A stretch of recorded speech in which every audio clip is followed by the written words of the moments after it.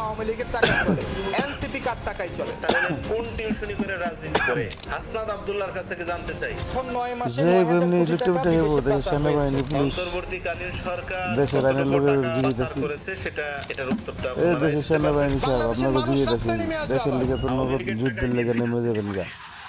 অন্য দেশের লোকের যুদ্ধ যদি লাগে বুকটা পাইতে ধরনের লিগে তো নগদ যুদ্ধে আমরা নেমে জানতে যাবেন চাই। গা। তো দেশটারে বাঁচাইতেছেন না কেমন কেন মিয়া? টিউশনি যে টিউশনি করলে এই রাজনীতি করা যায়, সেনাবাহিনী দল বাইরে গঠন করা যায়, অফিসাররা, টাকা পয়সা আমি সেনাবাহিনীতে বাইরের বন্দোবস্ত হয়, অফিসারদের বলতেছি, রূপায়ণের মতো আইনের লোক যারা আছেন গুরুত্বপূর্ণ সবাই রাষ্ট্রের বলতেছি গুরুত্বপূর্ণ একটা পয়েন্টে দেশটার এলাকা একটু বাঁচান। বিশাল অফিস ভাড়া নিয়ে রাজনীতি করা যায়, জেলায় জেলায় ইউনিয়নে ইউনিয়নে দেশটা একটু দয়া করে বাঁচান। আর যদি না পারেন তাহলে রাজনীতিতে আমার একটু জড়ান আপনার বলে দেন, দেশটাকে কেমন ভালো মানে দিই।